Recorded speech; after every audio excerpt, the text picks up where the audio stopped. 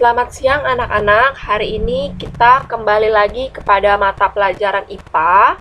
Untuk memulai pelajaran hari ini, kita berdoa terlebih dahulu.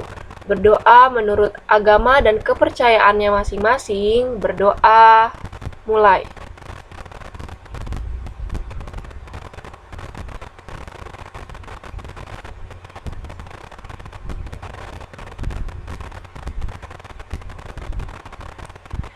Berdoa selesai.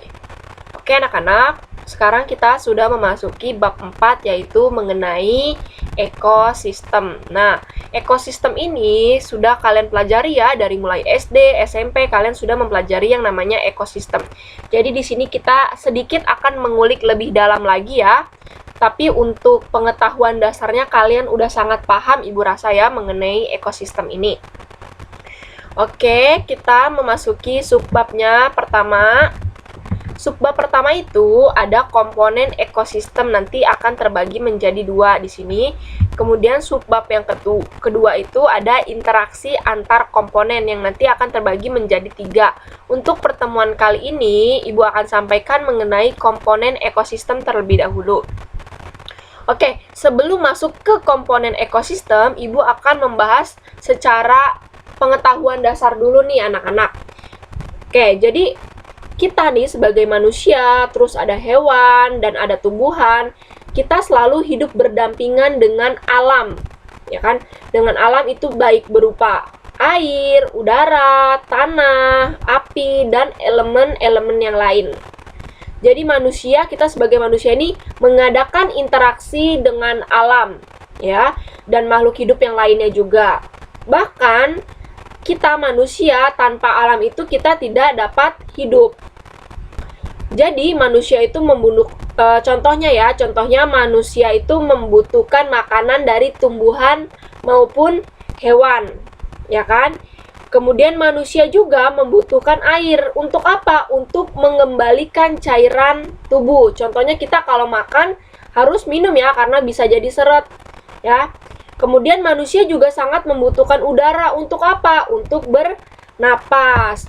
Nah, keterikatan saling membutuhkan ini, anak-anak, jadi bentuk interaksi atau hubungan timbal balik antara makhluk hidup dengan lingkungannya, itu disebut ekosistem.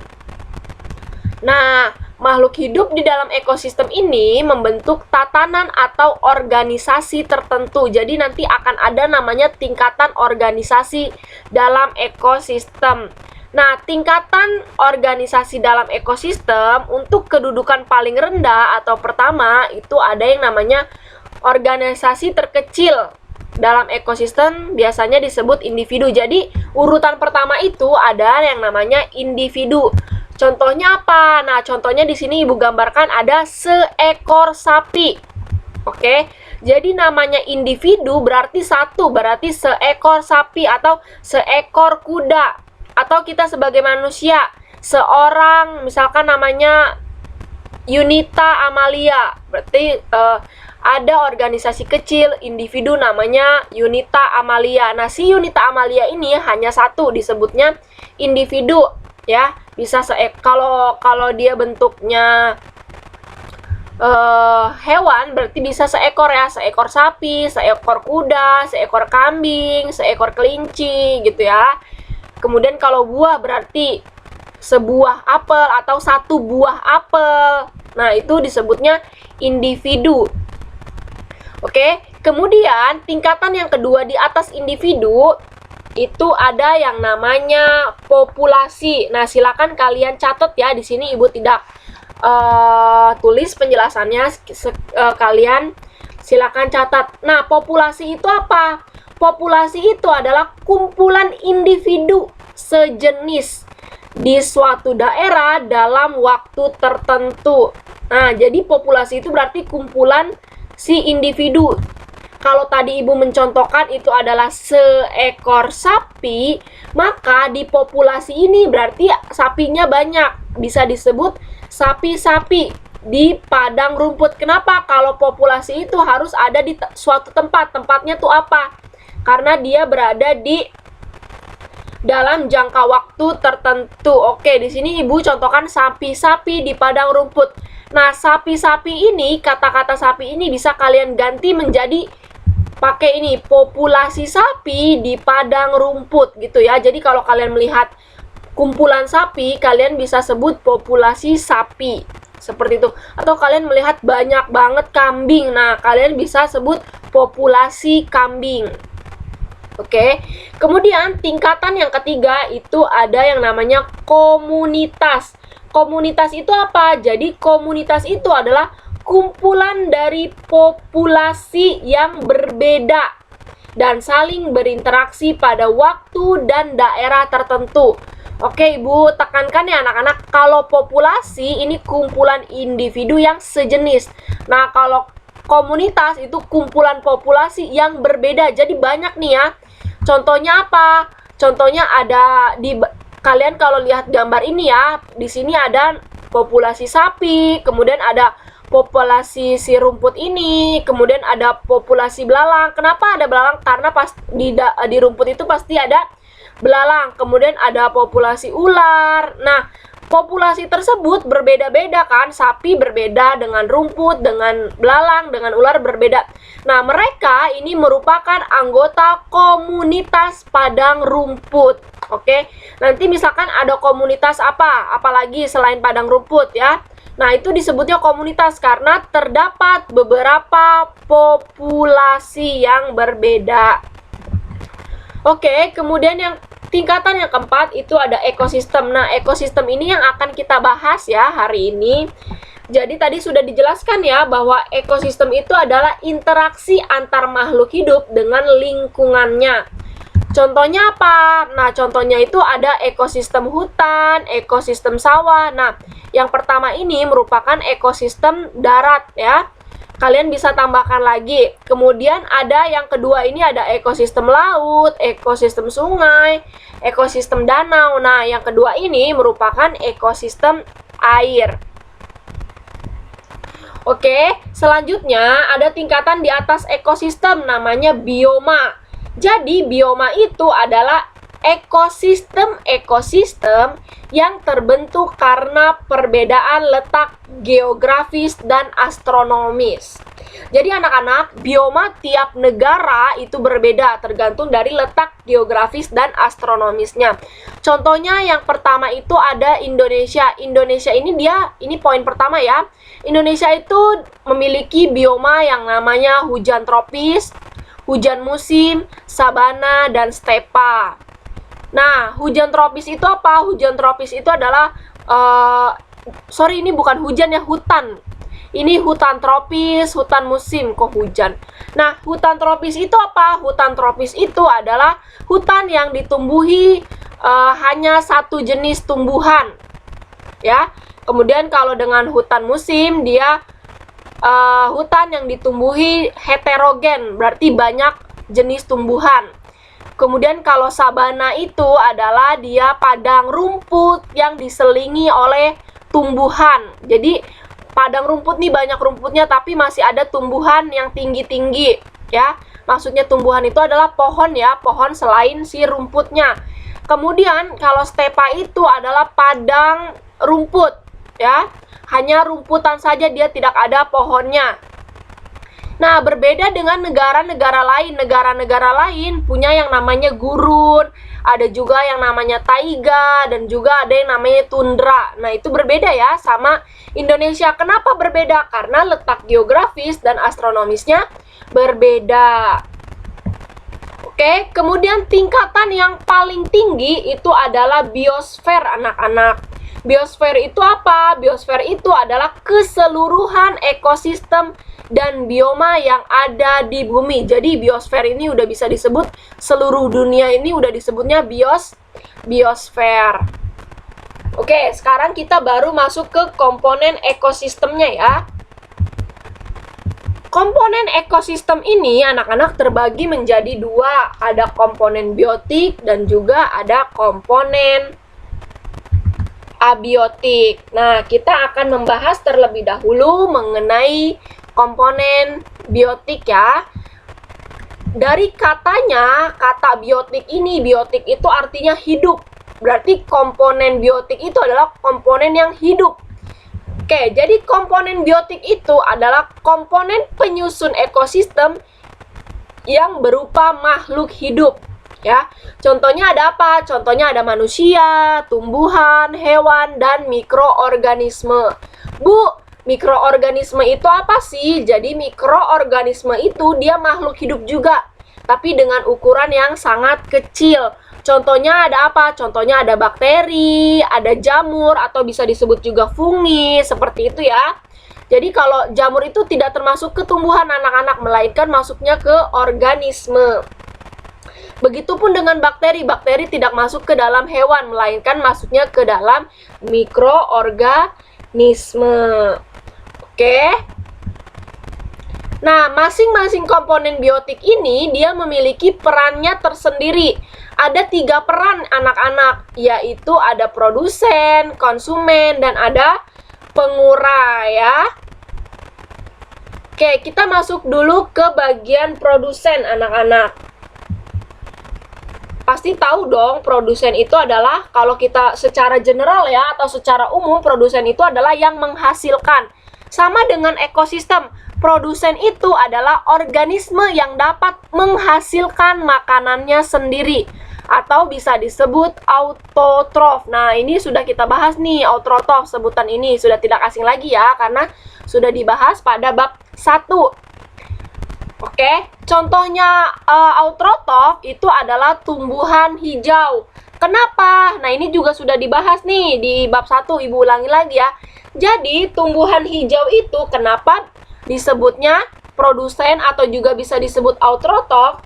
Karena tumbuhan hijau itu dapat menghasilkan makanannya sendiri melalui proses fotosintesis. Kenapa dia bisa berfotosintesis? Karena si tumbuhan ini memiliki yang namanya klorofil. Nah, nanti jangan bingung kalau ada pertanyaan, kenapa tumbuhan dapat menghasilkan makanannya sendiri? Berarti karena adanya klorofil. Dengan adanya klorofil, maka dia dapat melakukan proses fotosintesis. Nah, anak-anak, organisme autotrof ini dia dibagi menjadi 2. Ada fotoautotrof dan kemoautotrof. Oke, sangat mudah untuk membedakannya. Foto ini, kalau foto, depannya foto, dia berkaitan dengan cahaya. Kemudian kalau depannya kemo, dia berkaitan dengan reaksi kimia. Nah, pengertiannya apa? Pengertiannya itu silakan dicatat ya. Fotoautotrof itu adalah organisme yang memanfaatkan energi cahaya untuk mengubah bahan anorganik menjadi bahan organik. Oke ya, contohnya apa untuk fotoautotrof? Contohnya itu adalah tumbuhan hijau, bakteri ungu, bakteri hijau. Karena pada tumbuhan hijau ini, dia saat fotosintesis, dia memerlukan yang namanya cahaya, yaitu cahaya matahari. Makanya, untuk tumbuhan hijau masuknya ke fotoautotrof. Nanti juga ada pertanyaan, kenapa tumbuhan hijau masuknya ke fotoautotrof? Nah, silakan simpulkan. Tadi sudah Ibu jelaskan tuh. Kemudian yang kedua itu kemoautotrof. Nah, sudah Ibu bilang ya, kuncinya adalah kemo. Kemo itu adalah reaksi kimia. Berarti pengertiannya itu adalah organisme yang memanfaatkan energi dari reaksi kimia untuk membuat makanannya sendiri dari bahan organik. Nah, pengertiannya beda tuh ya dengan fotoautotrof. Contohnya apa? Contohnya itu ada bakteri besi, ada bakteri sulfur, ada bakteri nitrosomonas. Nah, bakteri nitrosomonas ini atau bisa disebut juga dengan bakteri nitrogen ya. Oke, kemudian di sini kalian jangan bingung ya, Bu, kenapa bakteri masuknya ke autotrof? Karena bakteri itu menghasilkan makanannya sendiri. Dia tidak butuh orang lain gitu, atau dia tidak butuh inangnya ya. Tapi beberapa bakteri dia butuh inangnya, dia butuh orang lain untuk makan. Tapi bakteri yang Ibu tuliskan di sini dia tidak membutuhkan orang lain karena dia dapat menghasilkan makanannya sendiri. Oke, sekarang kita masuk ke poin 2 yaitu konsumen. Oke, dari konsumen contohnya itu kita manusia. Manusia itu adalah konsumen. Artinya apa? Menggunakan, memakai ya. Jadi konsumen itu untuk pada ekosistem artinya adalah organisme yang tidak dapat menghasilkan makanannya sendiri. Berarti alias dia adalah menggunakan organisme lain ya kan, atau bisa disebut biasanya di sini disebut heterotrof ya. Ini juga sudah dibahas pada bab 1. Oke, contohnya apa? Contohnya itu adalah manusia dan hewan. Kenapa manusia butuh tumbuhan untuk makan, butuh hewan juga untuk makan? Begitu dengan begitu dengan hewan. Hewan itu butuh tumbuhan, ya kan? Atau hewan juga butuh hewan yang lain supaya dia bisa makan. Jadi dia itu tidak dapat menghasilkan makanannya sendiri. Oke, berdasarkan makanan anak-anak di sini dibagi menjadi 3. Nah, ini juga dari mulai kalian SD sudah bahas ini ya. Ada yang namanya herbivora, karnivora, dan omnivora. Oke, herbivora itu kalian sudah tahu ya bahwa herbivora itu adalah pemakan tumbuhan ya. Jadi pemakan tumbuhan. Contohnya ada apa?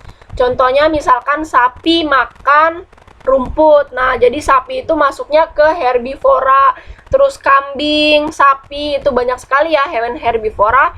Kemudian karnivora. Karnivora itu adalah pemakan daging ya. Pemakan daging. Contohnya apa? Kalian bisa sebutkan tuh, ada macan ya kan. Kalian bisa tambahkan lagi contohnya karena ini adalah pelajaran kalian SD. Jadi nanti ketika Ibu keluarin soal tapi tidak ada di PPT Ibu, ini berarti adalah dasar-dasar kalian atau materi-materi dasar. Jadi nanti di catatan kalian boleh tambahkan. Kemudian ada omnivora. Yang ketiga, omnivora itu adalah pemakan segalanya. Contohnya apa? Contohnya ada manusia ya. Kemudian ada ayam juga, dia masuknya ke omnivora, pemakan segalanya. Dan kalian bisa tambahkan sendiri. Oke. Kemudian pengurai. Nah, anak-anak, pengurai itu adalah organisme yang berfungsi sebagai pengurai organisme yang telah mati. Oke, contohnya ada tikus yang sudah mati. Nah, tikus itu biasanya kalau kalian perhatikan kok tiba-tiba ada belatungnya. Padahal kalau tikus mati, apakah belatungnya jalan terus makan tikus mati? Itu tidak. Jadi pengurai itu dia muncul ketika organismenya sudah mati ya. Kalian pasti ngelihat tikus mati terus tiba-tiba ada belatung ya kan. Nah, itu adalah salah satu contoh pengurai. Dia organisme yang muncul ketika organisme yang sudah mati, ketika ada organisme yang sudah mati. Contohnya juga misalkan kalian ketemu batang pohon. Batang pohon yang sudah tumbang atau sudah tidak nempel lagi sama akarnya, biasanya dia ditumbuhi oleh jamur. Nah, jamur juga termasuk ke pengurai anak-anak ya. Kenapa? Karena dia tumbuh di batang pohon yang sudah mati. Oke, kemudian untuk pengurai ini anak-anak dibagi menjadi 2. Ada namanya decomposer dan juga ada detritivore. Nah, kalian harus membedakan nih. Untuk decomposer itu pengertiannya adalah pengurai bahan organik dari organisme yang telah mati, kemudian diproses menjadi bahan anorganik. Oke, bahan organik itu apa anak-anak? Bahan organik itu berarti bahan yang betul, bahan yang dia ketika lama-kelamaan dia akan habis tuh organik. Contohnya ada daun ya kan, ada sampah organik. Kenapa daun disebut sampah organik? Karena nanti ketika lama-lama daun bisa habis. Nah, menjadi bahan anorganik yang tidak akan habis atau tidak mudah terurai. Tuh ya. Kemudian contohnya apa? Contohnya itu ada jamur, ada bakteri, ada ganggang. Kemudian ada juga cacing, masuknya ke decomposer. Jadi nanti ketika ada soal nih, anak-anak, contohnya Ibu bikin soal gini.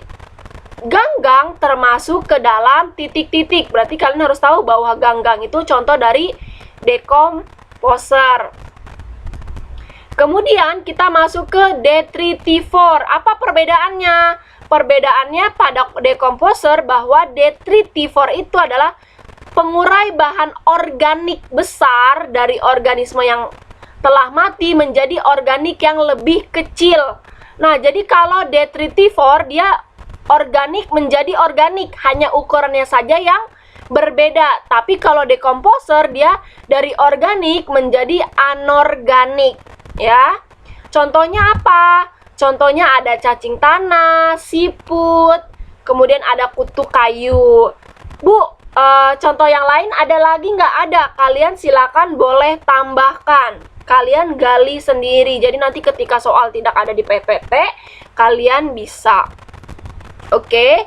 Kemudian kita masuk ke komponen ekosistem yang kedua, yaitu komponen abiotik.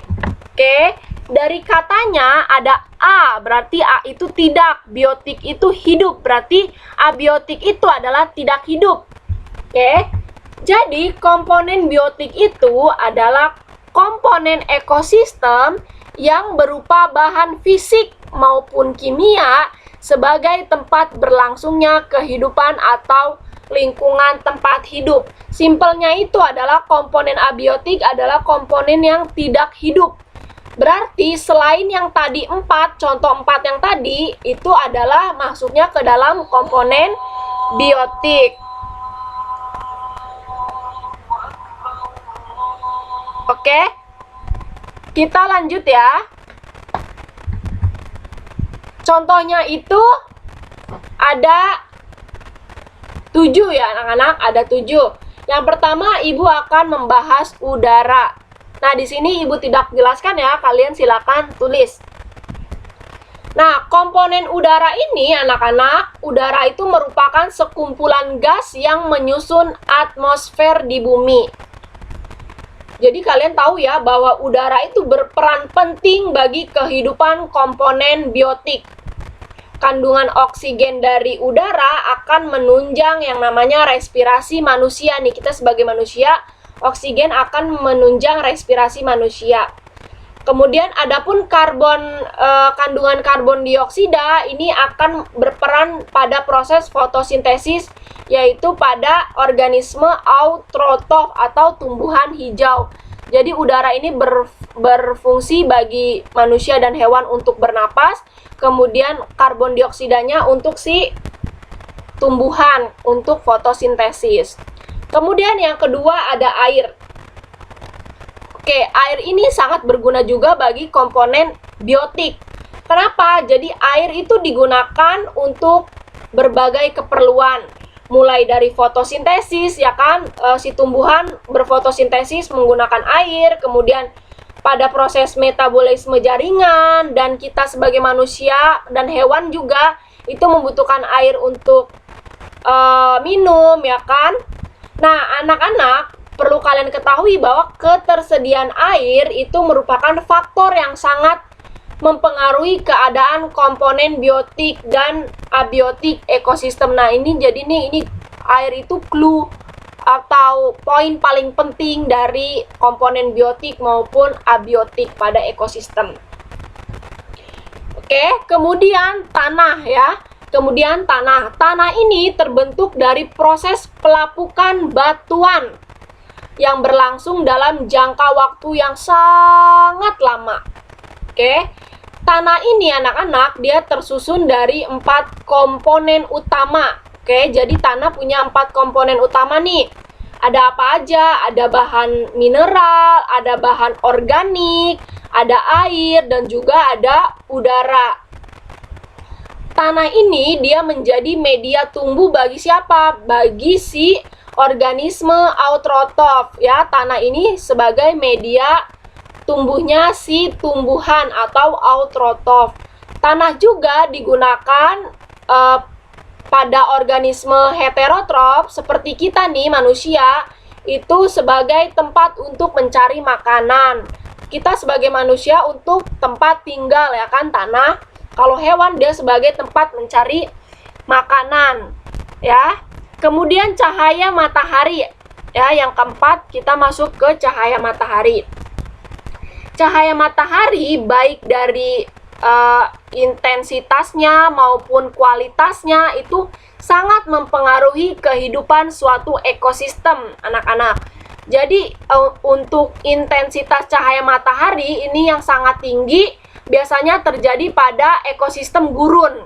Kenapa? Karena gurun itu sangat panas, berarti intensitas mataharinya sangat tinggi, ya kan? Berbeda dengan Indonesia, ya kan? Berbeda dengan Indonesia, kita intensitas cahayanya tidak terlalu tinggi karena kita berada di khatulistiwa yang memiliki dua iklim.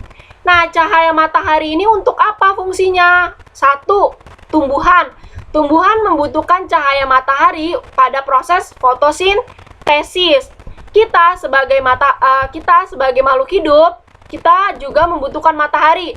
Contohnya apa? Contohnya terjadi pandemi ini, ya kan? Pandemi corona ini kita dianjurkan untuk berjemur dengan cahaya matahari. Nah, berarti kita butuh matahari, ya kan? Begitu juga dengan hewan. Hewan membutuhkan matahari untuk apa? Karena ketika tidak ada matahari atau misalkan sudah masuk ke musim pendingin, itu banyak hewan-hewan yang tidak mampu bertahan. Atau dia, walaupun dia bisa bertahan, biasanya dia menggunakan adaptasi, ya, adaptasi morfologi. Nah, ini nggak terlalu Ibu bahas mengenai adaptasi morfologi, ya. Jadi kalian cukup perlu tahu aja. Jadi misalkan hewan ketika iklimnya sudah berubah, dia itu beradaptasi dengan adaptasi morfologi, ya. Kemudian kita masuk yang selanjutnya, yaitu suhu. Suhu ini merupakan komponen abiotik yang sering menjadi pembatas keragaman hayati dari semua ekosistem. Jadi perbedaan suhu antara suatu tempat itu dipengaruhi oleh radiasi matahari atau cahaya matahari. Nah, ini suhu ini berhubungan dengan matahari, ya. Jadi pada suhu yang sangat rendah, organisme tertentu dia melakukan adaptasi, ya, sama seperti pada cahaya ini. Dia melakukan adaptasi morfologi, ada adaptasi fisiologi, dan adaptasi tingkah laku. Tapi Ibu tidak akan membahas adaptasi itu, ya. Jadi intinya untuk cahaya matahari dan suhu, kita sebagai makhluk hidup akan melakukan adaptasi. Contohnya, kalian hidup di Indonesia, ya kan, yang suhunya tidak terlalu dingin. Tiba-tiba kalian jalan-jalan nih ke Korea. Pada saat kalian ke Korea lagi musim dingin. Nah, kalian sebagai makhluk hidup, ya kan, tubuh kalian akan ada yang namanya adaptasi. Kalian nggak mungkin karena kena dingin terus kalian tiba-tiba menjadi benda padat atau kalian membeku. Tidak. Karena kenapa? Karena tubuh kalian akan melakukan adaptasi seperti itu, ya. Beda dengan air kalian dinginkan akan beku, tapi kita makhluk hidup ketika terjadi perubahan maka kita akan beradaptasi. Oke. Kemudian yang selanjutnya itu ada garam mineral. Nah, garam mineral ini, konsentrasi garam ini dia akan mempengaruhi kesetimbangan air, ya. Garam ini berhubungan dengan air. Kemudian dia akan, Ibu ulangi, ya, dia akan mempengaruhi kesetimbangan air dalam tubuh organisme melalui mekanisme osmosis. Nah, ini juga berhubungan dengan makhluk hidup nih, ya. Osmosis, contohnya kita yang akan dalam tubuh kita ada terjadi mekanisme osmosis. Oke, garam mineral ini juga bisa kita dapat juga dari mana? Dari ekosistem air laut, ya. Jadi beberapa organisme itu dia mampu beradaptasi dengan lingkungan yang kandungan garamnya sangat tinggi. Contohnya, Ibu contohkan ada ikan. Ikan laut akan hidup di air laut. Tapi ketika ikan laut kalian masukkan ke dalam air tawar, apakah dia bisa hidup? Kalau secara langsung ikan itu bisa hidup. Tapi lama-lama dia akan mati karena dia adaptasinya kurang. Tapi misalkan kalian ada hewan, ada tumbuhan, kalian melakukan adaptasi secara bertahap. Contohnya air tawarnya kalian tambahkan dengan garam, bukan laut ya, bukan garam laut, tapi dengan garam biasa. Kemudian lama-lama kadar garamnya kalian kurangi. Nah, itu bisa. Tapi dengan tahapan yang sangat lama, kemudian dengan kesuksesan yang persentasenya itu cukup rendah ya. Jadi intinya untuk garam mineral ini, untuk hewan-hewan yang hidup di bagian air garam, biasanya dia hidup di air garam. Beda dengan suhu dan cahaya matahari nih ya, kita bisa dapat beradaptasi. Nah, kalau untuk yang garam mineral ini, beradaptasinya dengan presentasi yang cukup rendah ya.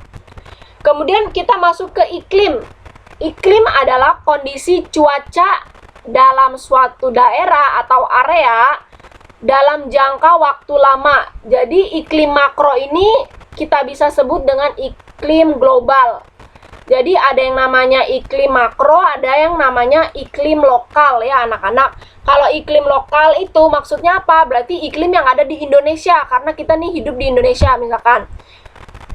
Dan kemudian iklim global atau secara keseluruhan itu ada iklim, masuknya keseluruhan, berarti seluruh dunia itu iklimnya ada apa aja. Di Indonesia memiliki iklim apa aja, itu akan berbeda dengan negara lain. Indonesia akan sama dengan negara yang berada di garis khatulistiwa ya. Jadi secara astronomis, Indonesia iklimnya, suhunya, tingkatan cahaya matahari, tanahnya, airnya, komponen-komponen ininya, ini akan sama. Walaupun ada perbedaan itu, tapi tidak signifikan ketika negaranya itu berada di garis yang sama, yaitu garis khatulistiwa. Tapi ketika kita bandingkan dengan negara yang tidak berada di jalur khatulistiwa, maka itu akan perbedaan jauh. Maka semuanya itu membutuhkan yang namanya adaptasi. Oke ya. Oke, pertemuan hari ini cukup sampai di sini. Ibu harap kalian mencatat dengan baik, dengan lengkap, karena semua ulangan akan Ibu keluarkan. Apalagi seperti ini ya, bagian ini kan tidak ada nih keterangannya. Silakan kalian tambahkan. Ibu tutup pertemuan hari ini. Ibu ucapkan terima kasih. Selamat siang.